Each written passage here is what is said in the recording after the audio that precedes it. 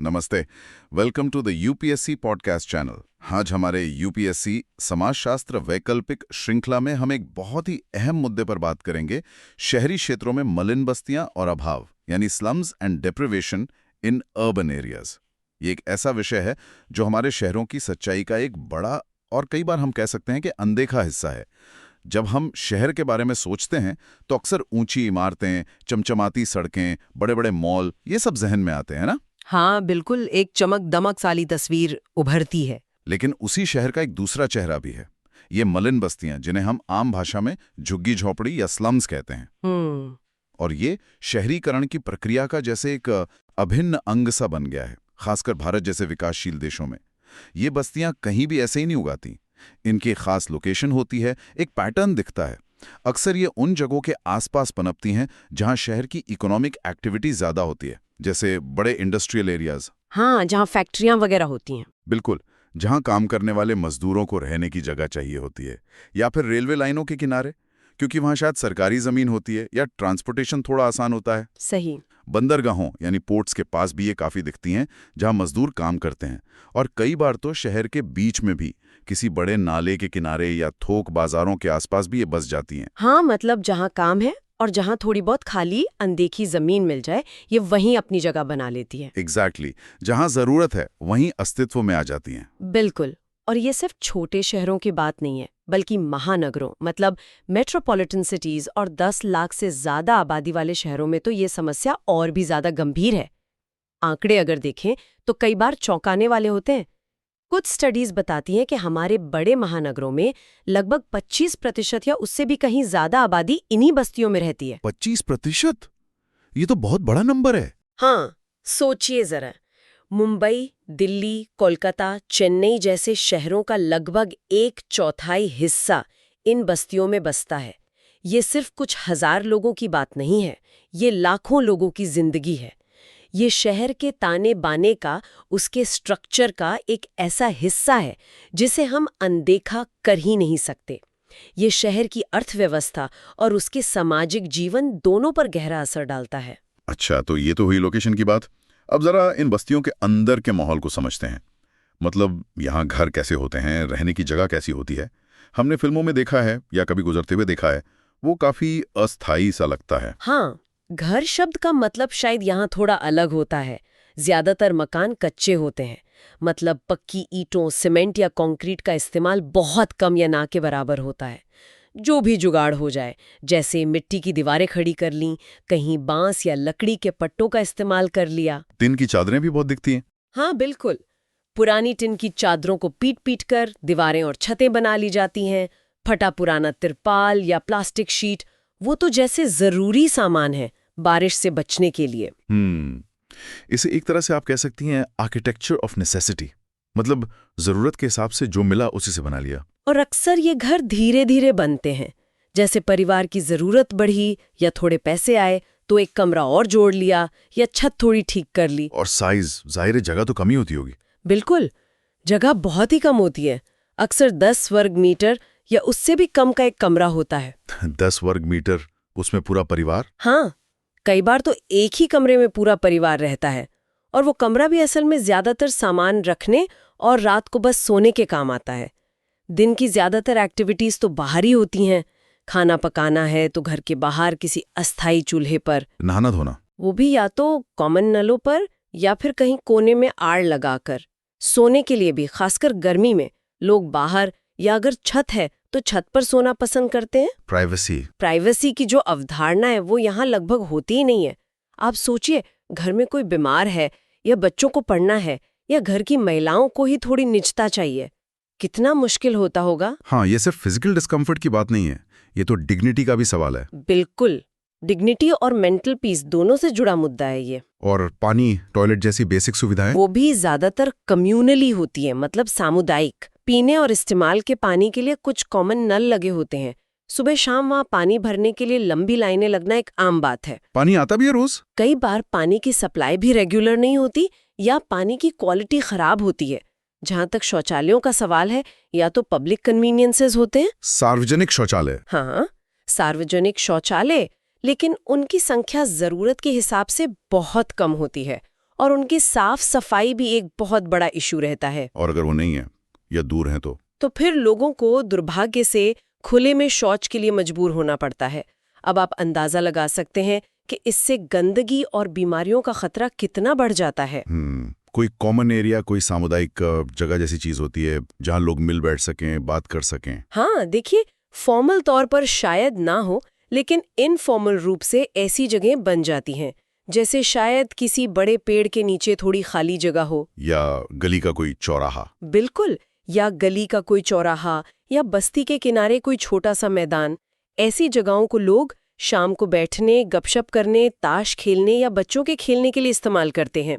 ये एक तरह से उनका सोशल हब बन जाता है, जहां दिन भर की थकान मिटती है, खबरें शेयर होती हैं और वो जो समुदाय वाली भावना है वो मजबूत होती है। अच्छा, ये इनफॉर्मल कम्युनिटी स्पेसेस इन बस्तियों के सामाजिक जीवन के लिए बहुत जरूरी होते हैं। लेकिन इन बस्तियों में रहना सिर्फ मुश्किल नहीं है जैसा आपने बताया, बल्कि खतरनाक भी तो होता होगा। जिस तरह की बनावट होती है, लोकेशन होती है। हाँ, बिल्कुल सही कहा आपने। खतरा कई तरह का है। सबसे पहले तो जैसा हमने बात की, ये बस्तियां अक्सर उन जगहों पर होती हैं जो रहने के लिहाज से सुरक्षित नहीं हैं, जैसे नदी या नाले के किनारे, या नीची जमीन पर जहां पानी भर जाता है, या रेलवे लाइनों के बिल्कुल पास। तो बारिश में दिक्कत होती होगी। बहुत ज्यादा। जरा सी तेज बारिश हुई नहीं कि बाढ़ मतलब फ्लड्स का खतरा रहता है। कई बस्तियां तो हर मॉनसून में पानी में डूब जाती हैं, जिसे वाटर लॉगिंग कहते हैं। इससे न सिर्फ घरों और सामान का नुकसान होता है, बल्कि बीमारियां फैलने का डर भी रहता है। और दूसरा खतरा? दूसरा बड़ा खतरा है आग का, फायर।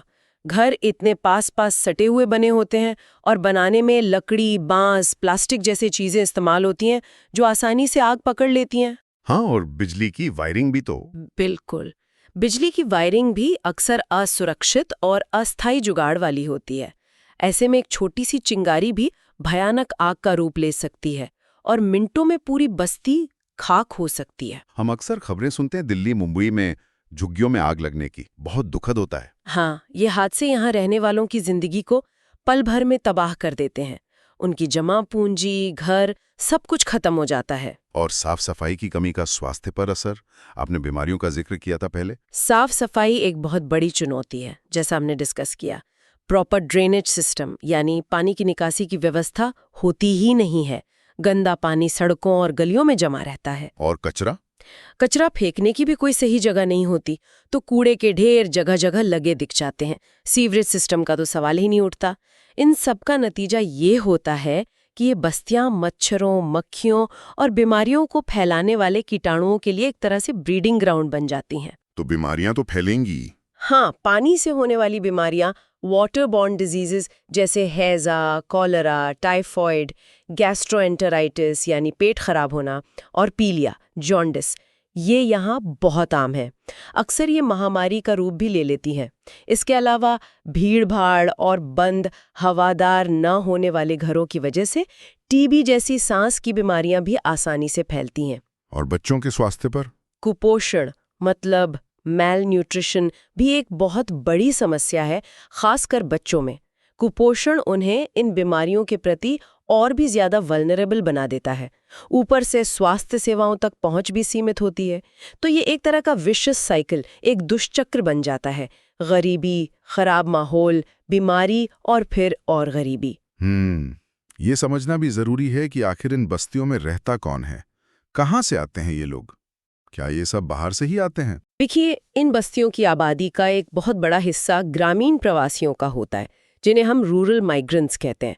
ये वो लोग हैं जो गांव में खेती किसानी में कम अवसर, गरीबी या कभी-कभी बाढ़, सूखे जैसी प्राकृतिक आपदाओं के कारण अपना घर-बार छोड़कर शहरों में काम की तलाश में आते हैं। शहर उन्हें एक उम्मीद देता है रोजगार की। और ये अपनी काम की जगह के पास ही रहना पसंद करते हैं, जैसा आपने पहले बताया था। हाँ, बिल्कुल। वो अपने वर्क प्लेस के जितना हो सके करीब रहना चाहते हैं। इसकी मुख्य वजह सिर्फ किराया बचाना है या आने जाने का खर्चे और समय बचाना है? किराया और आने जाने में लगने वाला समय और पैसा, ये दोनों ही बहुत बड़े कारण हैं। आप सोचिए ना, अगर कोई दिहाड़ी मजदूर है जिसे रोज सुबह शहर के एक खास हिस्से में काम ढूंढने जाना है, जैसे लेबर चौक पर? हाँ, जैसे लेबर चौक पर, अगर वो शहर के बिल्कुल बाहरी इलाके में रहेगा तो उसका आधा दिन और अच्छी खासी कमाई तो सिर्फ आने जाने में ही खर्च हो जाएगी। शहर का पब्लिक ट्रांसपोर्ट भी सबके लिए उतना सस्ता और सुलभ नहीं होता। सही बात है। इसलिए जहां काम मिलने की संभावना ज्यादा होती है, जैसे कंस्ट्रक्शन साइट्स, फैक्ट्री एरिया, बड़े बाजार, वो वहीं आसपास अपना ठिकाना ढूंढते हैं, भले ही वो एक छोटी सी झुग्गी ही क्यों ना हो। ये उनके लिए एक सर्वाइवल स्ट्रेटजी है। ये सिर्फ पैसे बचाने की बात नहीं है, ये उस शहरी ढांचे का भी सबूत है जहां इनफॉर्मल सेक्टर को शहर के केंद्र के करीब सस्ते श्रम की जरूरत होती है। बिल्कुल, और ये बस्तियां उसी जरूरत को भले ही अनियोजित तरीके से पूरा करती हैं। आपने कहा एक बड़ा हिस्सा ग्रामीण प्रवासियों का है। इनके अलावा और कौन लोग रहते हैं? क्या कुछ लोग यहीं पैदा हुए और पले बड़े हैं? हाँ, प्रवासियों के अलावा यहाँ अच्छी खासी संख्या में वो लोग भी रहते हैं जो शहर में ही पैदा हुए और पले बड़े हैं, लेकिन आर्थिक तंगी के कारण कभी बेहतर आवास खरीद ही नहीं पाए। वो पीढ़ी दर पीढ़ी शायद वहीं रह रहे हैं। साथ ही स्वरोजगार करने वाले यानी सेल्फ एम्प्लॉयड लोगों का भी एक बड़ा वर्ग यहाँ रहता है। ये वो लोग हैं जो किसी के यहाँ नौकरी नहीं करते, बल्कि अपना छोटा मोटा काम करते हैं। जैसे कौन? कुछ उदाहरण देंगे? हाँ बिल्कुल, जैसे मान लीजिए कोई छोटी मोटी परचून की दुकान चला रहा है बस्ती के अंदर ही, कोई चाय का स्टॉल लगाता है, कोई साइकिल या स्कूटर ठीक करने की छोटी सी दुकान खोल लेता है। रिक्शा चलाने वाले? हाँ, ऑटो रिक्शा या साइकिल रिक्शा चलाने वाले बहुत से लोग इन्हीं बस्तियों में रहते हैं। छोटे व्यापारी, पेटी ट्रेडर्स जो फुटपाथ पर या साप्ताहिक बाजारों में सामान बेचते हैं, सब्जी वाले, फल वाले। घरों में काम करने वाले, घरेलू नौकर, हाउस होल्ड सर्वेंट्स, पुरुष और महिलाएं दोनों। सड़कों पर फेरी लगाकर सामान बेचने वाले, वेंडर्स एंड हॉकर्स। कबाड़ी का काम करने वाले, कूड़ा बिनने वाले। ये सभी लोग, ये सब तो शहर की रोजमर्रा की जिंदगी के लिए बहुत जरूरी काम करते हैं। बिल्कुल, ये शहर के अर्थव्यवस्था का एक बहुत अहम हिस्सा है। ये वो लोग हैं जो शहर की विशाल अनौपचारिक अर्थव्यवस्था यानी इनफॉर्मल इकोनॉमी को चलाते हैं। ये इनफॉर्मल इकोनॉमी को थोड़ा और समझाएंगे हमारे लिसनर्स के लिए? हाँ, इनफॉर्मल इकोनॉमी या अनौपचारिक अर्थव्यवस्था का मतलब है वो सभी आर्थिक गतिविधियां, काम धंधे और सेवाएं जो सरकारी नियमों, टैक्स प्रणाली और औपचारिक लेबर कानूनों के दायरे से काफी हद तक बाहर होती हैं। इनमें काम करने वालों को अक्सर सामाजिक सुरक्षा, सोशल सिक्योरिटी जैसे प्रोविडेंट फंड, पेंशन, स्वास्थ्य बीमा वगैरह का लाभ नहीं मिलता। काम के घंटे तय नहीं होते, मजदूरी भी कम हो सकती है, जॉब सिक्योरिटी नहीं होती। लेकिन ये अर्थव्यवस्था शहरों के कामकाज के लिए जरूरी है। बहुत जरूरी है, खासकर निम्न और मध्यम वर्ग की जरूरतों को पूरा करने के लिए। आप सोचिए, सब्जी वाला, प्रेस वाला, रिक्शा वाला, घर में काम करने वाली बाई, इनके बिना शहर का काम कैसे चलेगा? सही बात है। और इन बस्तियों में रहने वाले ज्यादातर लोग इसी इनफॉर्मल इकोनॉमी में लगे होते हैं। ये बस्तियां एक तरह से इस इकोनॉमी के वर्कफोर्स को रहने की जगह मुहैया कराती हैं, शहर के करीब। एक और बात जो मैंने सुनी है और शायद देखी भी है कि इन बस्तियों में लोग अक्सर अपने गांव, इलाके या समुदाय के हिसाब से ग्रुप्स में रहते हैं। क्या ये सच है? हाँ, ये पैटर्न काफी आम है। अक्सर देखा जाता है कि एक ही गांव या क्षेत्र से आए हुए लोग एक साथ आसपास बस जाते हैं, या फिर एक ही भाषा बोलने वाले या एक ही जाति या समुदाय के लोग अपने क्लस्टर सा बना लेते हैं। ऐसा क्यों होता है? इसके पीछे कई कारण हैं। देखिए, जब कोई गांव छोड़कर नए अनजान शहर में आता है तो जान पहचान के लोगों के बीच रहने से एक सुरक्षा और अपनेपन का एहसास मिलता है। दुख सुख में, जरूरत पड़ने पर एक दूसरे का सहारा बन जाते हैं। ये एक तरह का सोशल नेटवर्क या आप कह सकती हैं सोशल कैपिटल होता है। अच्छा, सोशल कैपिटल। हाँ, जो उन्हें शहर की मुश्किलों का सामना करने में मदद करता है। जानकारी का आदान प्रदान भी आसान हो जाता है, जैसे कहाँ काम मिल सकता है या किसी सरकारी योजना का लाभ कैसे उठाएं, ये सब इन्हीं नेटवर्क्स के जरिए पता चलता है। ये उनकी रेजिलियंस यानी मुश्किलों से लड़ने की क्षमता को बढ़ाता है। ये तो बहुत महत्वपूर्ण पहलू है। जाहिर है सरकारें भी इन बस्तियों की समस्याओं से अनजान नहीं होंगी। क्या कुछ कदम उठाए जाते हैं इन हालात को सुधारने के लिए? हाँ, बिल्कुल। सरकारें समय समय पर कई तरह की नीतियां और योजनाएं बनाती रही हैं। मोटे तौर पर देखें तो 2 तरह के मुख्य अप्रोचेस रहे हैं। पहला, बस्तियों को पूरी तरह हटाकर वहां रहने वाले लोगों को कहीं और बसाना। इसे पुनर्वास या रीसेटलमेंट कहते हैं। इसके लिए अक्सर शहर के बाहरी इलाकों में रीसेटलमेंट कॉलोनीज बनाई जाती हैं। और दूसरा अप्रोच है बस्तियों को हटाने के बजाय जहां वो है वहीं उनकी हालत सुधारना। इसे इन सिटू रिहैबिलिटेशन या स्लम अपग्रेडेशन कहते हैं। रीसेटलमेंट वाला तरीका कितना सफल रहा है? सुनने में तो अच्छा लगता है कि लोगों को झुग्गी से निकालकर पक्के घर मिल जाएंगे। सुनने में ये बेशक आकर्षक लगता है, लेकिन व्यवहारिक रूप से रीसेटलमेंट के प्रयास ज्यादातर या तो असफल रहे हैं या फिर बहुत सारी समस्याओं से घिरे रहे हैं। इसकी सबसे बड़ी वजह है लोकेशन। जैसा मैंने कहा, ये नई कॉलोनियां आमतौर पर शहर के बाहरी इलाकों आउटस्कर्ट्स में बनाई जाती हैं। क्यों? क्योंकि शहर के अंदर सस्ती जमीन मिलना मुश्किल होता है। तो इससे क्या दिक्कत होती है? अब आप सोचिए, वो दिहाड़ी मजदूर या घरेलू नौकर जिसका काम शहर के बीचों बीच है, उसे रोज शहर के एक कोने से दूसरे कोने तक जाना पड़े, उसका कितना समय और पैसा बर्बाद होगा। हाँ, कम्यूट में ही सारा दिन निकल जाएगा। बिल्कुल।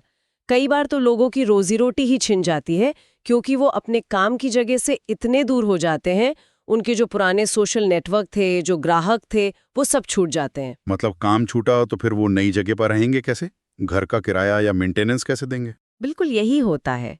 कई बार लोग मजबूरी में उन नए फ्लैट्स को या तो बेच देते हैं या किराए पर उठा देते हैं और वापस शहर के अंदर किसी और झुग्गी में अपने काम के पास रहने आ जाते हैं। अच्छा। इसके अलावा एक और पहलू है माहौल का। ये नई रीसेटलमेंट कॉलोनीज अक्सर बंद बहुमंजिला इमारतें होती हैं, मल्टी स्टोरेड बिल्डिंग्स, छोटे छोटे फ्लैट्स के साथ। ये माहौल उन लोगों की जीवन शैली से बिल्कुल अलग होता है जो खुले में जमीन से जुड़कर एक दूसरे के साथ मिलजुल कर रहने के आदी होते हैं। वो सामुदायिक जीवन यहाँ नहीं मिल पाता। हाँ, वो गली मोहल्ले वाला एहसास खत्म हो जाता होगा। हाँ, इन कंक्रीट के जंगलों में वो सामाजिक जुड़ाव, वो सामुदायिक भावना अक्सर खत्म हो जाती है। उन्हें वहाँ अकेलापन महसूस होता है, कटा हुआ सा लगता है।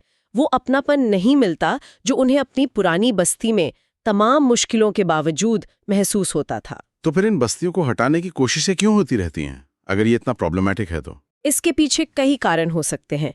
कभी शहर के सौंदर्यीकरण, ब्यूटिफिकेशन का दबाव होता है। कभी लगता है कि ये शहर की छवि खराब कर रही हैं। कभी उस जमीन का कोई और व्यावसायिक इस्तेमाल करने की योजना होती है, क्योंकि वो जमीन अक्सर प्राइम लोकेशन पे होती है। लेकिन जैसा आपने बताया, ये समाधान तो है नहीं। बिल्कुल नहीं। बस्तियों को जबरन हटाना, फोर्स्ड इविक्शन या रिमूवल ऑफ स्लम्स, न तो मानवीय है और न ही व्यावहारिक। इससे लोगों का जीवन अस्त व्यस्त हो जाता है। अक्सर इस प्रक्रिया में जबरदस्त सामाजिक तनाव, सोशल टेंशन पैदा होता है। लोग विरोध करते हैं, प्रदर्शन होते हैं, कभी-कभी हिंसा भी हो जाती है। और नतीजा? और होता क्या है, आप एक बस्ती हटाते हैं, कुछ समय बाद वो लोग कहीं और जाके बस जाते हैं, क्योंकि उनके पास शहर में रहने का और कोई विकल्प नहीं होता।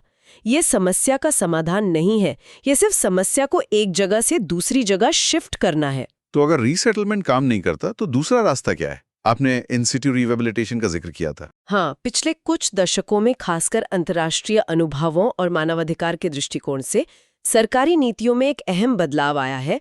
अब जोर इस बात पर ज्यादा है कि जहां तक संभव हो बस्तियों को हटाया न जाए, बल्कि उन्हीं जगहों पर जहां वो बसे हुए वहीं बुनियादी सुविधाओं को बेहतर बनाया जाए। इसे कहते हैं इन सिटू अपग्रेडेशन या रिहैबिलिटेशन, यानी उसी स्थान पर सुधार। इसमें क्या क्या किया जाता है? इसका मतलब है कि सरकार या संबंधित एजेंसियां उन बस्तियों में पीने के साफ पानी की लाइनें बिछाएं, हर घर या कुछ घरों के समूह के लिए शौचालयों का निर्माण करें, पानी की निकासी के लिए पक्की नालियां बनाएं, गलियों को पक्का करें, बिजली के कनेक्शन दें और सबसे महत्वपूर्ण, लोगों को जमीन का मालिकाना हक या कम से कम रहने का एक स्थायी अधिकार, जिसे सिक्योर टेन्योर कहते हैं, वो दें, ताकि उन्हें हमेशा बेदखल होने का डर न सताता रहे। ये तरीका रीसेटलमेंट से बेहतर क्यों माना जाता है? इसके कई फायदे हैं। पहला और सबसे बड़ा, लोगों को अपने घर और काम की जगह से विस्थापित, डिस्प्लेस नहीं होना पड़ता। उनकी रोजी रोटी और सामाजिक नेटवर्क बने रहते हैं। दूसरा, ये अक्सर ज्यादा सस्ता और तेजी से लागू किया जा सकने वाला तरीका है।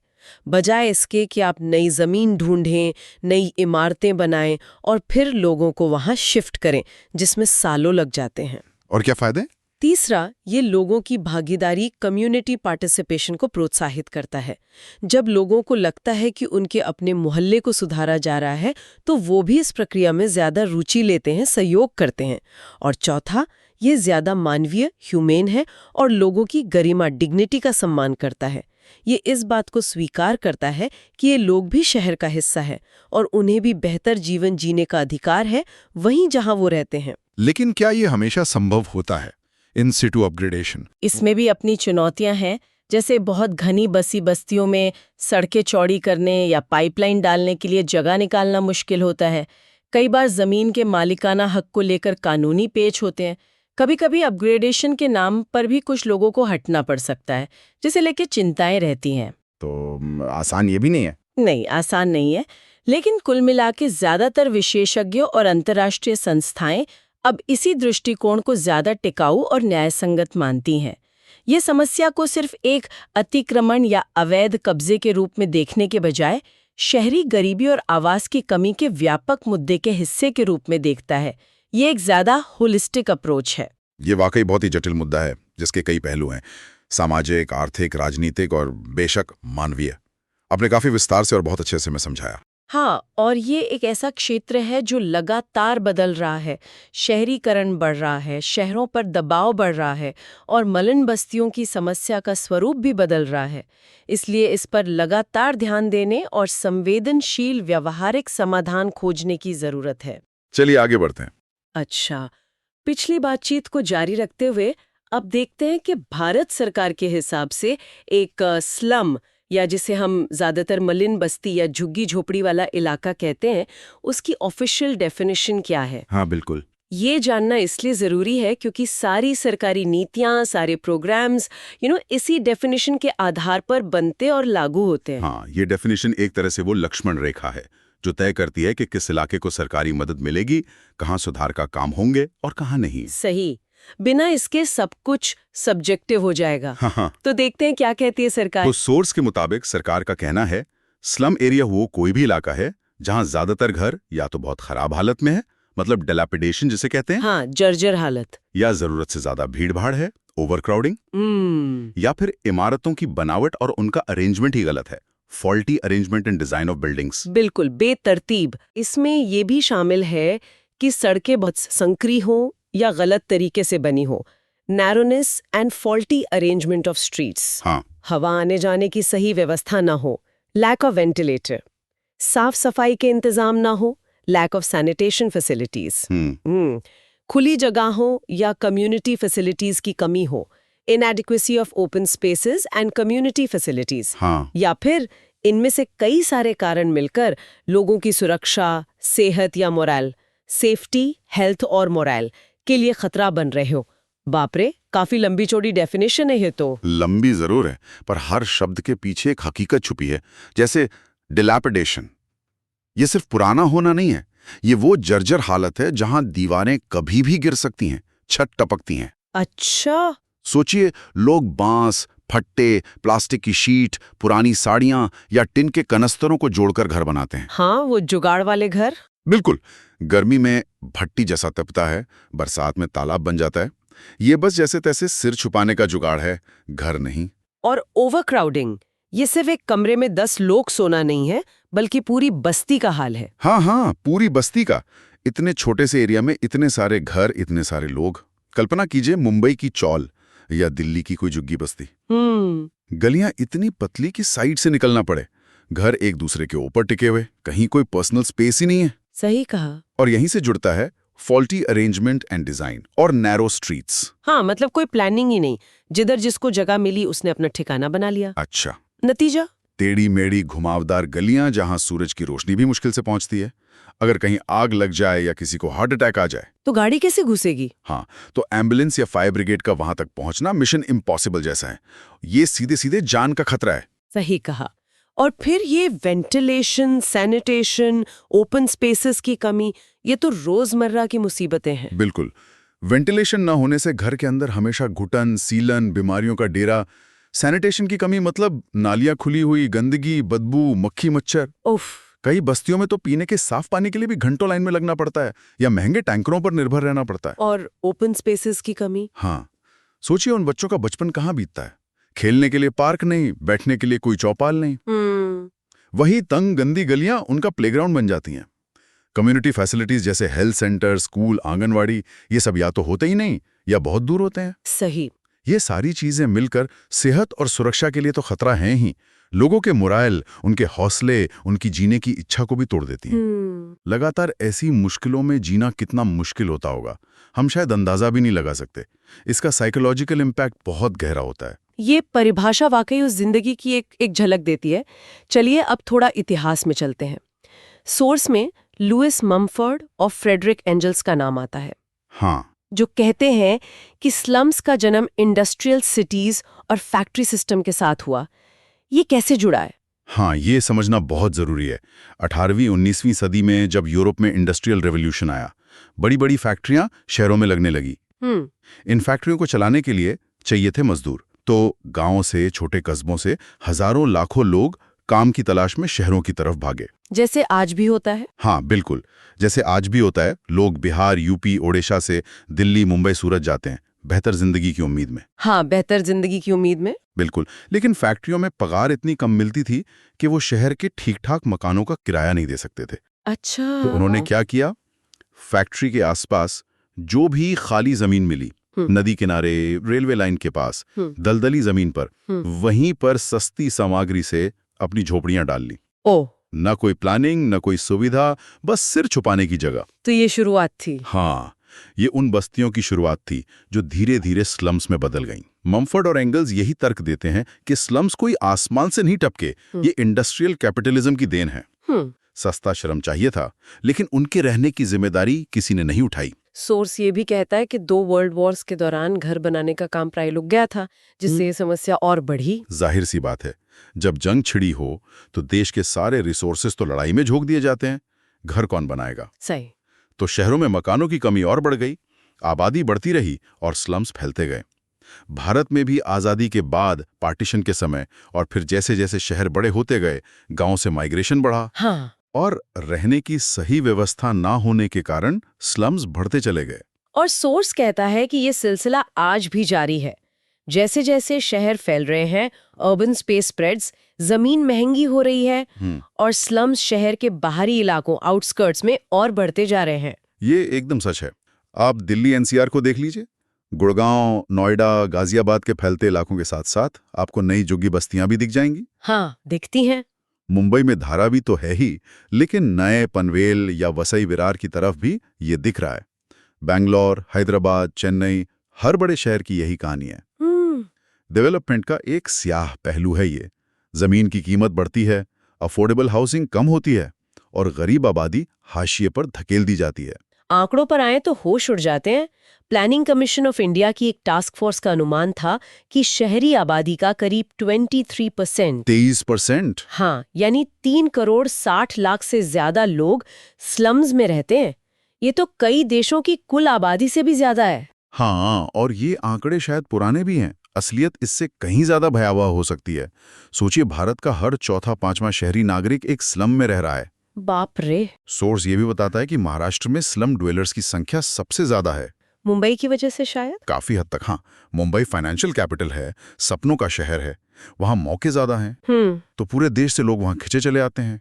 इंडस्ट्रियलाइजेशन भी ज्यादा है, लेकिन रहने की जगह उतनी ही महंगी। नतीजा, धारावी जैसी विशाल बस्तियां और अनगिनत छोटी छोटी बस्तियां। सही। ज्यादा माइग्रेशन मतलब अफोर्डेबल हाउसिंग पर ज्यादा दबाव और ज्यादा स्लम्स। चलिए, अब सोर्स में बताई गई इन बस्तियों की कुछ आम विशेषताओं, कॉमन कैरेक्टरिस्टिक्स पर विस्तार से बात करते हैं। पहली है डिलैपिडेटेड एंड पुअर हाउसेस, जर्जर, खराब घर। हाँ, हमने डेफिनेशन में भी इसकी बात की कि ये अक्सर कबाड़, स्क्रैप मटेरियल से बने होते हैं। बिल्कुल। पुरानी टिन की चादरें, प्लास्टिक की बोरियां, बांस के फट्टे, ईंटों के टुकड़े, जो मिला उसी से दीवारें खड़ी कर ली। छत के नाम पर शायद एक तिरपाल। स्लम्स में एक और बहुत क्रूशल बात है, ये घर अक्सर अनऑथराइज्ड लैंड पर बने होते हैं। यानी वो जमीन कानूनी तौर पर उनकी नहीं है। वो सरकारी हो सकती है, रेलवे की हो सकती है, किसी जंगल की या नदी किनारे की हो सकती है। इसका मतलब है कि उन पर हमेशा बेदखली का खतरा मंडराता रहता है। हमेशा। आज घर है, कल सुबह बुलडोजर आकर उसे गिरा सकता है। कोई लीगल सिक्योरिटी नहीं, कोई मुआवजा नहीं। तो फिर सोचिए, इस डर के साथ रोज जीना कितना मुश्किल होता होगा। बच्चों के स्कूल एडमिशन से लेकर राशन कार्ड बनवाने तक हर चीज में दिक्कत आती है, क्योंकि आपके पास कोई पक्का पता ही नहीं है। ये एक बुनियादी असुरक्षा है। सही बात है। दूसरी विशेषता high density of population and housing, यानी कम जगह में बहुत ज्यादा लोग और बहुत ज्यादा घर। हाँ, बेहिसाब भीड़। इतनी भीड़ भाड़ और घुटन की दम घुट जाए। सोर्स कहता है कि अक्सर एक ही कमरा सोने, खाना पकाने, खाने, रहने, मेहमानों के बैठने, बच्चों के पढ़ने, सबके लिए इस्तेमाल होता है। बिल्कुल। विलियम वाइट की बॉस्टन पर की गई स्टडी स्ट्रीट कॉर्नर सोसाइटी में भी ओवरक्राउडिंग को स्लम्स का एक की फीचर बताया गया है। कल्पना करके देखिए, एक 10 बाय 10 का कमरा और उसमें 6-7 लोग या उससे भी ज्यादा रह रहे हैं। कोई प्राइवेसी नहीं, घर में अगर कोई बीमार है तो बाकी लोगों को इन्फेक्शन का खतरा। हाँ, बच्चों को पढ़ने के लिए शांत कोना तक नहीं मिलता। शादी ब्याह हो या कोई और फंक्शन, सब उसी तंग जगह में करना पड़ता है। इससे तनाव बढ़ता है, झगड़े होते हैं। समझ सकती हूँ। आप दिल्ली मेट्रो की भीड़ पीक आवर्स में देखते हैं, वैसी ही भीड़ में 24 घंटे रहना पड़ता है, सोचिए जरा। तीसरी विशेषता है lack of public utilities and facilities, बुनियादी सार्वजनिक सुविधाओं का पूरी तरह अभाव। हाँ, ये तो सबसे बड़ा मुद्दा है शायद। पानी की निकासी नहीं तो जरा सी बारिश में गलियां तालाब बन जाती हैं। साफ सफाई भगवान भरोसे। पीने के पानी के नल गिने चुने, जिन पर सुबह शाम लड़ाई होती है। बिजली अक्सर अवैध कनेक्शन से, हाँ, कटिया मार के। हाँ, जिसे कटिया कहते हैं, जो खतरनाक भी है। स्वास्थ्य केंद्र या तो है नहीं या डॉक्टर नहीं। सार्वजनिक शौचालय इतने कम और इतने गंदे कि खासकर महिलाओं के लिए बहुत बड़ी समस्या है। बिल्कुल। और पार्क या खेलने की जगह तो भूल ही जाइए। ये वो चीजें हैं जो रोजमर्रा की जिंदगी को नर्क बना देती हैं। सुबह 4 बजे उठकर पानी के लिए लाइन में लगना, शौच के लिए अंधेरे का इंतजार करना या असुरक्षित जगहों पर जाना। हे भगवान। बच्चों को गंदे नाले के किनारे खेलना क्योंकि और कोई जगह ही नहीं है। बीमार पड़ने पर झोला छाप डॉक्टर के पास जाना क्योंकि सरकारी डिस्पेंसरी बहुत दूर है या वहां लंबी लाइन है। सोशियोलॉजिकल है। सोर्स कहता है कि स्लम्स की अपनी एक संस्कृति होती है, जिसे मार्शल क्लिनर्ड ने अ वे ऑफ लाइफ यानी जीने का एक तरीका कहा है। हाँ, अ वे ऑफ लाइफ। इसे लोअर क्लास कल्चर और ऑस्कर लुइस की कल्चर ऑफ पॉवर्टी, गरीबी की संस्कृति का मिश्रण, सिंथेसिस बताया गया है। इसका क्या मतलब है? क्या वहां के लोग अलग होते हैं? नहीं, देखिए, लोग अलग नहीं होते, हालात उन्हें अलग तरह से जीने पर मजबूर कर देते हैं। इसका मतलब ये नहीं कि उनकी कल्चर हीन है, बिल्कुल नहीं। हाँ, बल्कि ये कि जब आप पीढ़ी दर पीढ़ी गरीबी, असुरक्षा और अभाव में जीते हैं तो जिंदगी को देखने का नजरिया, आपस में रिश्ते निभाने का तरीका, मुश्किलें झेलने के ढंग, कुछ खास आदतें और मान्यताएं विकसित हो जाती हैं। अच्छा। कल्चर ऑफ पॉवर्टी का कॉन्सेप्ट थोड़ा कंट्रोवर्शियल भी है, क्योंकि कुछ आलोचक मानते हैं कि ये गरीबी के लिए गरीबों को ही जिम्मेदार ठहराता है। लेकिन सोर्स का इशारा शायद इस तरफ है कि गरीबी सिर्फ पैसे की कमी नहीं है, बल्कि एक पूरा माइंडसेट और सोशल एनवायरनमेंट बना देती है। बिल्कुल। ऑस्कर लुइस का मूल आइडिया यही था कि लंबी गरीबी लोगों में एक तरह की निराशा, भाग्यवादिता, फेटलिज्म और वर्तमान में जीने, प्रेजेंट टाइम ओरिएंटेशन की प्रवृत्ति पैदा कर सकती है, जो उन्हें गरीबी के चक्र से निकलने में बाधा डालती है। लेकिन इसका दूसरा पहलू भी है। इन्हीं मुश्किल हालात में गजब की रेजिलियंस, मतलब झेलने की क्षमता, और कम्युनिटी बॉन्डिंग, वो जो सामुदायिक जुड़ाव होता है, हाँ, वो भी देखने को मिलता है। बिल्कुल, वो भी देखने को मिलता है। लोग एक दूसरे का सहारा बनते हैं, छोटे छोटे सुख ढूंढ लेते हैं। तो ये एक बहुत कॉम्प्लेक्स चीज है, इसे स्टीरियोटाइप करना गलत होगा। 5वां पॉइंट एक बड़ा पैराडॉक्स, एक विरोधाभास है। एक तरफ स्लम ड्वेलर्स शहर की मेन स्ट्रीम से फंक्शनली इंटीग्रेटेड होते हैं। बिल्कुल। मतलब शहर की इकोनॉमी इनके बिना चल ही नहीं सकती। ये कंस्ट्रक्शन वर्कर हैं, फैक्ट्री मजदूर हैं, घरों में काम करने वाले मेड ड्राइवर हैं, रिक्शा, ऑटो चालक हैं, सफाई कर्मचारी हैं। हाँ, शहर को यही चलाते हैं एक तरह से। लेकिन दूसरी तरफ सोर्स कहता है कि इन्हीं इलाकों में डिविएंट बिहेवियर ज्यादा देखने को मिलता है, जैसे क्राइम, जुवेनाइल डिलिंक्वेंसी, बाल अपराध, prostitution, drug use, beggary, illicit liquor, अवैध शराब, गैम्बलिंग वगैरह। हाँ। ये विरोधाभास क्यों? हाँ, ये समझना बहुत जरूरी है। फंक्शनली इंटीग्रेटेड का मतलब है कि शहर का हर काम इनसे जुड़ा है। सुबह आपके घर अखबार डालने वाले से लेकर रात को सड़कों की सफाई करने वाले तक, ये लोग शहर को चलाते हैं। सही। लेकिन इंटीग्रेशन सिर्फ फंक्शनल है, सोशल या इकोनॉमिक नहीं। उन्हें समाज में बराबरी का दर्जा नहीं मिलता, अच्छे मौके नहीं मिलते, भेदभाव झेलना पड़ता है। स्कूलों में उनके बच्चों के साथ अलग व्यवहार होता है। नौकरी ढूंढने जाएं तो पता देख के ही मना कर दिया जाता है। तो क्या ये डिविएंट बिहेवियर इसी फ्रस्ट्रेशन और अवसरों की कमी का नतीजा है? काफी हद तक। जब सिस्टम आपको आगे बढ़ने के रास्ते बंद कर देता है, जब आपको रोजाना अपमान और अभाव झेलना पड़ता है, तो कुछ लोग, सब नहीं, लेकिन कुछ लोग पेट पालने या जिंदा रहने के लिए ऐसे रास्ते अपना लेते हैं जिन्हें समाज गलत कहता है। ये उनकी मजबूरी भी हो सकती है और व्यवस्था की विफलता भी। ये कहना कि सारे स्लम ड्वेलर्स अपराधी होते हैं, ये सरासर गलत और खतरनाक सोच है। बिल्कुल। लेकिन हाँ, सोर्स के अनुसार अफसरों की कमी, गरीबी, निराशा और पुलिस या अत्याचार जैसी वजहों से इन इलाकों में ऐसी घटनाओं की फ्रीक्वेंसी ज्यादा हो सकती है। ये स्ट्रक्चरल इश्यूज हैं, व्यक्तिगत कमजोरी नहीं। और आखिरी, छठा point, apathy and social isolation, यानी शहर के बाकी लोगों की उदासीनता और इन बस्तियों का सामाजिक अलगाव। हाँ, ये बहुत दुखद है। सोर्स कहता है कि लार्जर कम्युनिटी इन इलाकों को निग्लेक्ट करती है, इन्हें नीची नजर, लुक डाउन अपॉन से देखती है और इंफीरियर समझती है। ये शायद सबसे दुखद हकीकत है। एक हम और वो की दीवार। शहर का मिडिल क्लास या अपर क्लास अक्सर इन बस्तियों को गंदगी, बीमारी और अपराध का घर समझता है। हाँ, उनसे दूरी बनाकर रखता है। उनके बच्चों को अपने बच्चों के साथ खेलने नहीं देना चाहता। उन्हें शक की नजर से देखता है। मीडिया भी अक्सर उनकी नेगेटिव इमेज ही पेश करता है। इसका असर क्या होता होगा वहां रहने वालों पर? बहुत गहरा असर। उन्हें लगता है कि वो उसी शहर के नागरिक नहीं हैं जिसके लिए वो दिन रात मेहनत करते हैं। उनका सेल्फ एस्टीम कम होता है। उन्हें लगता है कि मुख्यधारा का समाज उन्हें कभी नहीं अपनाएगा। ये सोशल आइसोलेशन उन्हें और हाशिए पर धकेल देता है, उनके अंदर गुस्सा और एलिनेशन पैदा करता है। ये एक विशिष्ट साइकिल है। तो ये थी स्लम्स की सरकारी परिभाषा, उनका इतिहास और उनकी कुछ मुख्य विशेषताएं, जैसा हमारे सोर्स बताते हैं। काफी कुछ है सोचने के लिए इसमें। चलिए अब आगे बढ़ते हैं। ठीक है। अब national institute of urban affairs नई दिल्ली के अनुसार झुग्गी झोपड़ियों के उभरने के कारणों पर चर्चा करते हैं। ये समझना वाकई जरूरी है कि आखिर शहरों में ये बस्तियां बनती ही क्यों हैं, इनका वजूद आता कहां से है। बिल्कुल, ये जानना बहुत जरूरी है। तो NIUA यानी national institute of urban affairs ने 3 मुख्य वजह बताई हैं। पहली है शहर की डेमोग्राफिक डायनामिज्म। डेमोग्राफिक डायनामिज्म, हाँ। यानी शहर की आबादी में तेजी से बदलाव और उसकी वजह से पैदा होने वाली हलचल। शहरों में एक अट्रैक्शन होता है, एक खिंचाव जो गांव के लोगों को अपनी तरफ खींचता है। हाँ, अवसरों का खिंचाव। बिल्कुल। क्यों? क्योंकि वहां रोजगार यानी एम्प्लॉयमेंट के ज्यादा मौके दिखते हैं। हम सब देखते हैं कि कैसे बिहार, यूपी, राजस्थान, बंगाल, मतलब देश के कोने कोने से लोग आते हैं। हाँ, दिल्ली, मुंबई, बैंगलोर, सूरत जैसे बड़े शहरों में काम की तलाश में, एक बेहतर जिंदगी की उम्मीद लेकर। बिल्कुल। ये माइग्रेशन का प्रेशर एक बहुत बड़ा फैक्टर है।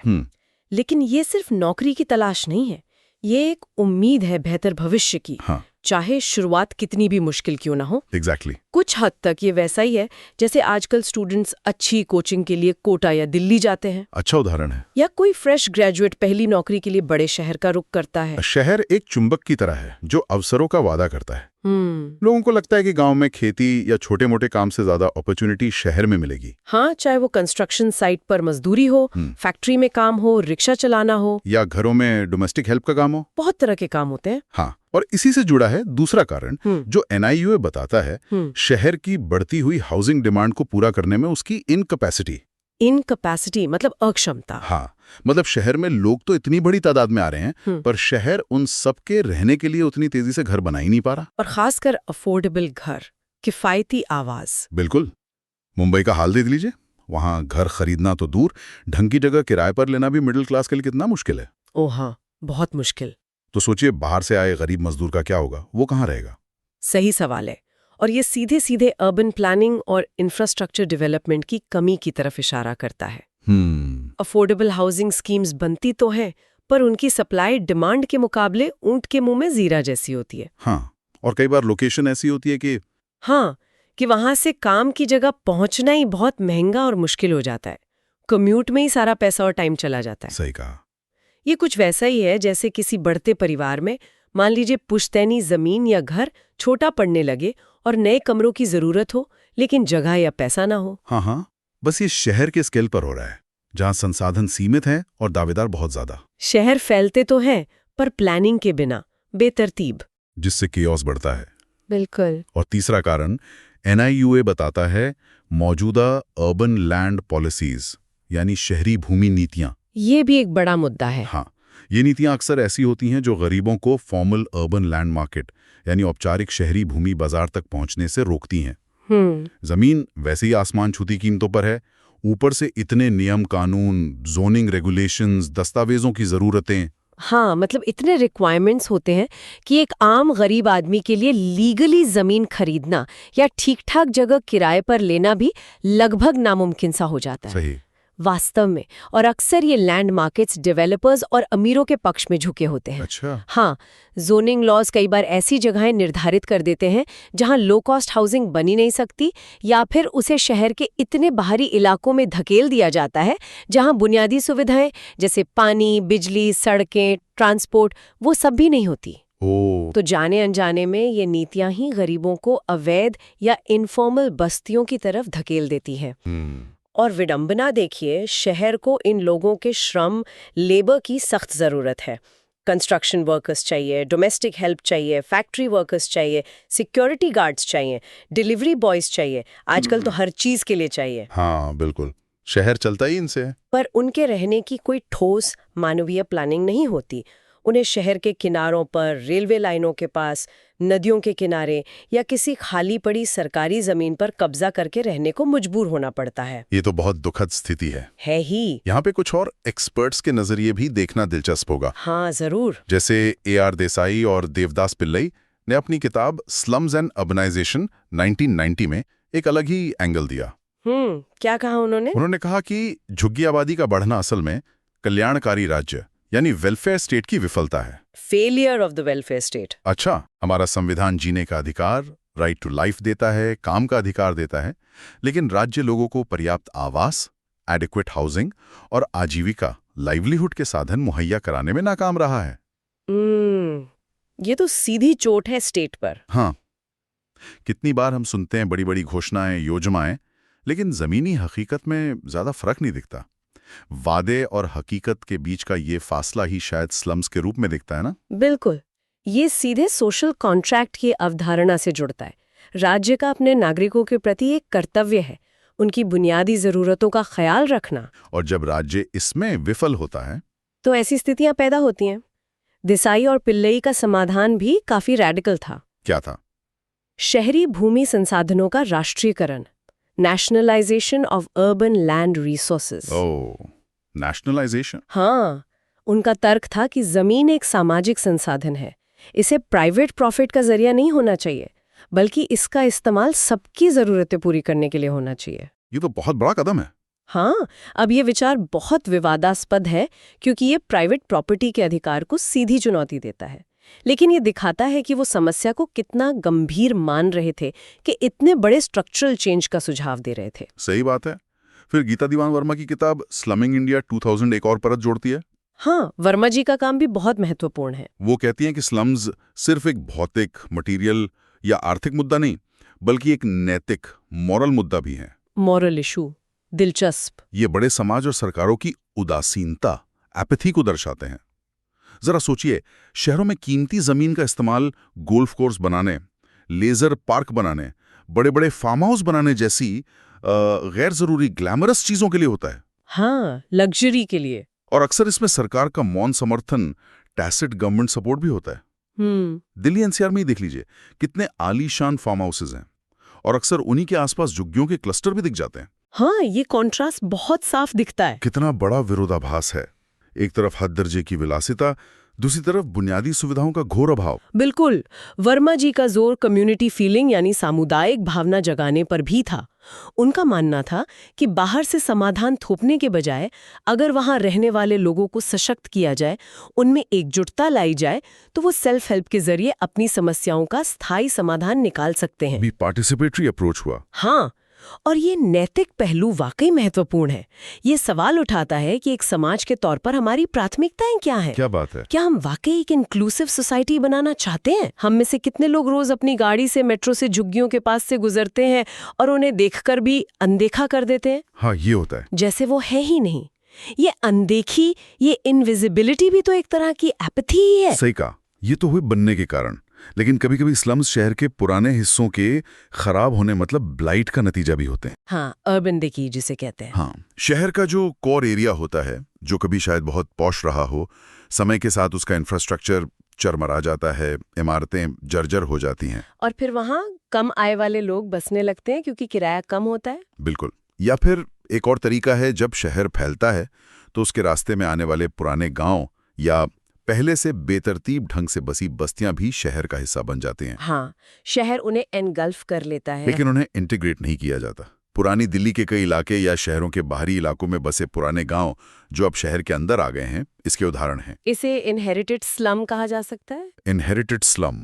अच्छा। हाँ, शहर का विकास इन पुरानी बसावटों को फिजिकली तो अपने अंदर समेट लेता है, पर उन्हें इंटीग्रेट नहीं कर पाता, उन्हें वो सुविधाएं नहीं दे पाता जो शहर के बाकी हिस्सों में होती हैं। जैसे पानी, सीवेज, सड़कें। बिजली, इन बुनियादी चीजों की कमी बनी रहती है, जिससे उनकी हालत स्लम्स जैसी ही हो जाती है या और खराब हो जाती है।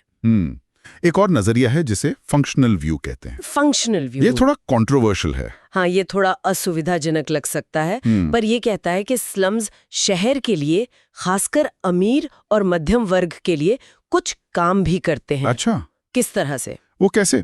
ये बस्तियां शहर को बहुत सारी सस्ती सेवाएं, लो कॉस्ट सर्विसेज मुहैया कराती हैं।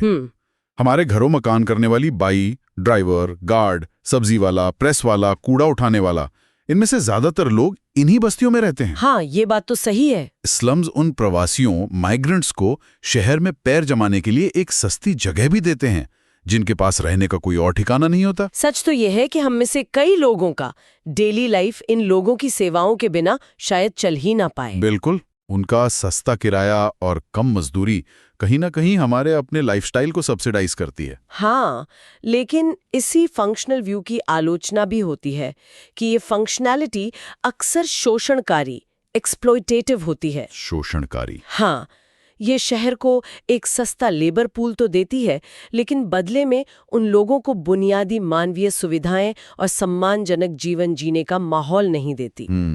ये एक जटिल आपसी निर्भरता है, कॉम्प्लेक्स इंटरडिपेंडेंस है, जहां एक वर्ग की सुविधा और आराम दूसरे वर्ग की मजबूरी और वंचना पर टिके हैं। अच्छा। ये नजरिया स्लम्स के अस्तित्व को समझने में मदद कर सकता है, पर इसे उनके बने रहने को जस्टिफाई करने के लिए इस्तेमाल नहीं किया जाना चाहिए, क्योंकि ये उनके अंदर की मानवीय त्रासदी और अधिकारों के हनन को नजरअंदाज करता है। बिल्कुल सही कहा।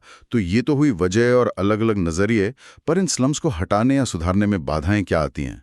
क्यों ये बने रहते हैं? हाँ, ये भी समझना जरूरी है। सबसे पहली और बड़ी बाधा जो सोर्स बताता है वो है पर्याप्त धन की कमी, लैक ऑफ फंड्स। ऐसा? हाँ, स्लम क्लियरेंस हो या स्लम इम्प्रूवमेंट, दोनों के लिए भारी भरकम बजट चाहिए। पैसा ही नहीं होगा तो योजनाएं कागज पर ही रह जाएंगी। ये बजट आवंटन, बजट एलोकेशन की समस्या है। सरकार के पास करने को बहुत कुछ होता है, शिक्षा, स्वास्थ्य, रक्षा, इंफ्रास्ट्रक्चर और भी बहुत कुछ। Competing priorities. हाँ, इन कंपीटिंग प्रायोरिटीज के बीच स्लम सुधार के लिए शायद पर्याप्त फंड बचता ही नहीं, या फिर उसे उतनी प्राथमिकता नहीं दी जाती जितनी जरूरत है। और फिर आती है एक बहुत कड़वी सच्चाई, वोट बैंक की राजनीति, वोट बैंक पॉलिटिक्स। ये तो है ही। सोल्स कहता है कि अक्सर नेता वोट हासिल करने के लिए इन बस्तियों को ना सिर्फ बने रहने देते हैं, बल्कि उनके फैलाव को रोकने के लिए भी कोई प्रभावी कदम, इफेक्टिव मैकेनिज्म्स नहीं उठाते। मतलब जानबूझकर अनदेखी। हाँ, चुनाव के टाइम बड़े बड़े वादे होते हैं, पक्के मकान देंगे, बिजली पानी देंगे, मालिकाना हक देंगे, पर चुनाव खत्म होते ही साफ हवा हो जाता है। इन बस्तियों को रेगुलराइज करने के वादे भी अक्सर वोट खींचने का तरीका होते हैं, जिससे ये और फैलती जाती हैं। ये दिखाता है कि कैसे तात्कालिक राजनीतिक फायदे, पॉलिटिकल एक्सपीडियंसी, अक्सर लॉन्ग टर्म अर्बन प्लानिंग और शहर के भविष्य पर हावी हो जाते हैं। नेताओं को पता होता है कि ये बस्तियां उनके लिए एक मुश्त वोट बैंक है, इसलिए वो कोई ऐसा कड़ा कदम नहीं उठाना चाहते जिससे ये वोट उनसे छिटक जाएं, भले ही वो कदम शहर के सतत विकास के लिए जरूरी हो। ये एक दुष्चक्र जैसा है। बिल्कुल। एक और बहुत गंभीर समस्या इन इलाकों में पनपती है, दादा और दबंग, दादाज एंड स्ट्रॉन्ग मैन का राज। हाँ, स्लम लॉर्ड्स। सोर्स कहता है कि चूंकि यहाँ संपत्ति के अधिकार, प्रॉपर्टी राइट्स स्पष्ट नहीं होते, सब कुछ इनफॉर्मल होता है, इसलिए ये जगह ऐसे दबंगों के पनपने के लिए एक स्वाभाविक जमीन, नेचुरल ब्रीडिंग ग्राउंड बन जाती हैं। ये लोग वहां रहने वालों पर अपना अनौपचारिक अधिकार जमाते हैं, उनसे हफ्ता वसूलते हैं, पानी बिजली के अवैध कनेक्शन के पैसे लेते हैं और डर का माहौल बनाए रखते हैं। शोषण का एक और स्तर। हाँ, कई बार झुग्गी के किसी हिस्से पर कब्जा रखना दूसरी गैर कानूनी गतिविधियों, एक्स्ट्रा लीगल एक्टिविटीज जैसे नशे का कारोबार, जुआ या रियल एस्टेट से जुड़े आपराधिक गैंग्स के लिए एक सीढ़ी, स्टेपिंग स्टोन बन जाता है। हम अक्सर खबरों में स्लम लॉर्ड्स और गैंग वॉर के बारे में पढ़ते या सुनते हैं। ये दिखाता है कि कैसे फॉर्मल गवर्नेंस स्ट्रक्चर्स यानी औपचारिक शासन प्रणाली इन इलाकों में या तो टूट जाती है या पहुंच ही नहीं पाती। हाँ, वैक्यूम पैदा हो जाता है। और जहां कानून का राज कमजोर होता है, वहां ताकतवर लोग अपना कानून चलाने लगते हैं। कानूनी ढांचे के बाहर ही इनफॉर्मल पावर स्ट्रक्चर्स उभर आते हैं, जो अक्सर हिंसा, डर और शोषण पर आधारित होते हैं। और दुख की बात यह है कि कई बार पुलिस और स्थानीय प्रशासन भी हाँ, उनकी मिलीभगत या जानबूझकर आंखें मूंद लेने की बातें भी सामने आती हैं। ये बहुत गंभीर है। और हाँ, ये सोचना भी गलत है कि स्लम सिर्फ भारत जैसे विकासशील या कम विकसित देशों, लेस डेवलप्ड कंट्रीज की समस्याएं हैं। नहीं, बिल्कुल नहीं। सोर्स माइकल हेरिंगटन का हवाला देते हुए बताता है कि अमेरिका जैसे तकनीकी रूप से उन्नत और पूंजीवादी देश, डेवलप्ड कंट्रीज में भी गरीबी और वंचना की ऐसी बस्तियां मौजूद हैं, हाँ, जिन्हें वो दूसरा अमेरिका, द अदर अमेरिका कहते हैं। वहां शायद हमारे जैसी कच्ची झोपड़पट्टी ना दिखे, पर गरीबी, बेघर होना, सुविधाओं से वंचित और खराब हालत वाले मोहल्ले, गेटोज या इनर सिटी डीके जिसे कहते हैं, हाँ, वो वहां भी एक सच्चाई है। बिल्कुल। हालात और रूप अलग हो सकते हैं, लेकिन गरीबी, असमानता और आवास तक पहुंच, एक्सेस टू हाउसिंग जैसे बुनियादी मुद्दे अमीर देशों में भी उतने ही प्रासंगिक हैं। ये दिखाता है कि समस्या सिर्फ आर्थिक विकास के स्तर, लेवल ऑफ इकोनॉमिक डेवलपमेंट की नहीं है, बल्कि ये सामाजिक आर्थिक नीतियों, संसाधनों के वितरण और समाज में मौजूद गहरी असमानताओं से भी उतनी ही जुड़ी हुई है। ये एक ग्लोबल फिनोमिनन है जिसके स्थानीय रूप अलग-अलग हैं। सही बात। तो फिर समाधान क्या है? इतने सालों में क्या तरीके सोचे गए हैं? हाँ, क्या अप्रोचेस रही हैं? अतीत में एक तरीका था स्लम क्लियरेंस। स्लम क्लियरेंस, सीधा सीधा बुलडोजर चला और झुग्गियों को हटा दो। हाँ, ये बहुत सालों तक चला। लेकिन सोर्स इसे बहुत समस्याग्रस्त बताता है। ये ना सिर्फ लोगों के जीवन के अधिकार, राइट टू लाइफ, जिसमें आश्रय का अधिकार भी शामिल है, का उल्लंघन करता है, बल्कि ये हजारों निवासियों के विस्थापन, डिस्प्लेसमेंट जैसी भयंकर मानवीय त्रासदी पैदा करता है। बिल्कुल, सोचिए, हजारों लोगों को, जिनमें बच्चे, बूढ़े, औरतें सब शामिल हैं, बिना किसी ठोस पुनर्वास योजना के, बिना वैकल्पिक व्यवस्था के अचानक उजाड़ देना कितना अमानवीय है। वो लोग कहाँ जाएंगे? इनमें शायद और भी बुरी हालत में फिर से बसने को मजबूर हो जाते हैं। इसका मानवीय मूल्य, ह्यूमन कॉस्ट बहुत ज्यादा होता है। क्या कॉस्ट? बच्चों की पढ़ाई बीच में छूट जाती है, लोगों का काम धंधा छिन जाता है, सालों से बने सामाजिक रिश्ते और कम्युनिटी सपोर्ट सिस्टम टूट जाते हैं। ये घाव बहुत गहरे होते हैं। समझ गया। अच्छा, दूसरा तरीका सोचा गया सब्सिडी वाली आवास परियोजनाएं, सब्सिडाइज हाउसिंग प्रोजेक्ट। हाँ, सरकार सस्ते घर बनाकर दे। सुनने में तो बहुत अच्छा लगता है, पर सोर्स इसमें भी एक पेंच बताता है। क्या? अगर सरकार शहर में सस्ते घर उपलब्ध कराती है, तो इससे शहर का आकर्षण और बढ़ सकता है। अच्छा, पुल फैक्टर। हाँ, नतीजा, गांव से और ज्यादा गरीब लोग बेहतर जीवन की उम्मीद में शहरों की तरफ आएंगे, जिन्हें संभालना शहर के लिए और मुश्किल हो जाएगा। ये एक तरह का पुल फैक्टर बन सकता है जो माइग्रेशन को और बढ़ावा देगा। बिल्कुल। ये फिर उसी बात पर आ जाता है कि जरूरत एक संतुलित विकास, बैलेंस्ड डेवलपमेंट की है। सिर्फ शहर पर फोकस करने से काम नहीं चलेगा। जब तक गांव में रोजगार के अवसर, शिक्षा, स्वास्थ्य और बुनियादी सुविधाएं बेहतर नहीं होंगी, तब तक शहरों की तरफ ये पलायन रुकेगा नहीं और शहरों पर दबाव बढ़ता रहेगा। सस्ते घर बनाना जरूरी है, पर ये अकेली स्ट्रैटेजी काफी नहीं है। बिल्कुल। तीसरा तरीका है स्लम इम्प्रूवमेंट। स्लम इम्प्रूवमेंट यानी झुग्गियों को हटाओ मत, बल्कि वहीं पर, हाँ, वहीं पर बुनियादी सुविधाएं मुहैया कराओ। साफ पानी, बिजली कनेक्शन, पक्की गलियां, सीवेज लाइन, सामुदायिक शौचालय वगैरह। उन्हें धीरे धीरे बेहतर रिहायशी इलाकों में तब्दील करो, इन सिटू डेवलपमेंट जिसे कहते हैं। ये अप्रोच ज्यादा मानवीय लगती है और कई जगहों पर इसे आजमाया भी गया है। लेकिन सोर्स इसमें भी एक संभावित खतरे की ओर इशारा करता है। इसमें भी खतरा? क्या? अगर सिर्फ शहरों और स्लम्स का ही विकास होता रहा और ग्रामीण इलाके पिछड़ते रहे, तो इससे शहरी ग्रामीण विभाजन, अर्बन रूरल डिवाइड और गहरा हो सकता है। अच्छा। गांव की हालत और खराब होगी और शहरों की तरफ पलायन शायद और तेज हो जाए। फिर वही दबाव वाली बात। ये तो एक दुष्चक्र जैसा लग रहा है। तो फिर आखिर किया क्या जाए? कोई तो रास्ता होगा। सोर्स कुछ लॉन्ग टर्म समाधान सुझाता है। हाँ। 2 मुख्य दिशाएं हैं। पहला, ग्रामीण क्षेत्रों का उत्थान, अपलिफ्टमेंट ऑफ रूरल एरियाज। अच्छा, गांवों पर फोकस। हाँ, गांव में ही कृषि के अलावा रोजगार के अवसर पैदा किए जाएं, कॉटेज इंडस्ट्रीज हों, शिक्षा और स्वास्थ्य सेवाएं बेहतर हों, ताकि लोगों को मजबूरी में शहर ना आना पड़े, माइग्रेशन रुके। पुश फैक्टर्स कम हों। बिल्कुल। और दूसरा, शहरी क्षेत्रों का विकेंद्रीकरण, डिसेंट्रलाइजेशन ऑफ अर्बन एरियाज। मतलब? विकास और आर्थिक अवसर सिर्फ गिने चुने बड़े शहरों तक ही सीमित न रहें, बल्कि छोटे शहरों और कस्बों को भी विकसित किया जाए, सैटेलाइट टाउन्स बने, ताकि बड़े शहरों पर बोझ कम हो। हाँ, आबादी और संसाधनों का बोझ कम होगा और रहने की लागत, कॉस्ट ऑफ लिविंग भी शायद घटेगी। लोग अपने घर के पास ही काम कर सकेंगे। ये तो समझदारी की बात लगती है। ये वाकई लॉन्ग टर्म और सिस्टेमिक समाधान है। इनके लिए सिर्फ एक मंत्रालय या एक विभाग नहीं, बल्कि ग्रामीण विकास, कृषि, उद्योग, शहरी विकास, सभी को मिलकर एक इंटीग्रेटेड प्लानिंग के साथ काम करना होगा। कोऑर्डिनेशन चाहिए। बहुत ज्यादा। इसमें राज्यों और केंद्र को भी मिलकर नीतियां बनानी होंगी। ये मुश्किल जरूर है, इसमें वक्त भी लगेगा, पर शायद यही सबसे टिकाऊ और सही रास्ता है जो समस्या की जड़ पर चोट करता है। सही है। आखिर में राज्य की प्रतिक्रिया, स्टेट रिस्पांस और एनजीओ की भूमिका, एनजीओ रोल, हाँ। उन पर भी बात कर लेते हैं। हाँ, सरकार और सिविल सोसाइटी क्या कर रहे हैं? ऐसा नहीं है कि सरकार ने कुछ किया ही नहीं। सोर्स बताता है कि हाल के वर्षों में कई कानून और योजनाएं आई हैं। कौन कौन सी? जैसे पुराना rent control act 1948, urban land ceiling and regulation act ULCRA 1976। हाँ, हालांकि ULCRA को ज्यादातर राज्यों ने बाद में हटा दिया। काफी विवादित रहा वो। हाँ, फिर राजीव आवास योजना 2009 आई। दिल्ली में स्लम निवासियों को संपत्ति का अधिकार अधिनियम 2011 भी आया। Property rights to slum dwellers. और समय समय पर कई पुनर्वास योजनाएं, रिहैबिलिटेशन स्कीम्स भी आई हैं, जिनमें स्लम्स को नियमित करना, रेगुलराइजेशन या उन्हें हटाकर वहीं या कहीं और पक्के मकान बनाकर देना शामिल है। हाँ, रीडेवलपमेंट प्रोजेक्ट्स। और साफ सफाई, सैनिटेशन पर फोकस करने के लिए पहले निर्मल भारत अभियान और अब स्वच्छ भारत अभियान भी चल रहा है। हाँ, जिसका एक बड़ा हिस्सा स्लम्स में टॉयलेट बनाने पर केंद्रित है। बिल्कुल।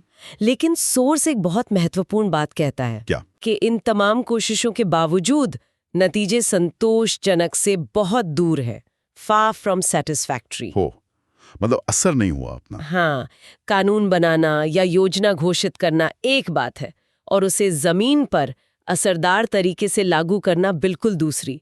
ये दिखाता है कि या तो इम्प्लीमेंटेशन में भारी कमियां हैं, योजनाओं के डिजाइन में ही खोट है, भ्रष्टाचार एक बड़ी समस्या है, या फिर राजनीतिक इच्छा शक्ति की कमी, पॉलिटिकल विल। बिल्कुल। या ये भी हो सकता है कि समस्या इतनी जटिल, इतनी बड़ी और इतने सालों से बनी हुई है कि ये उपाय नाकाफी साबित हो रहे हैं।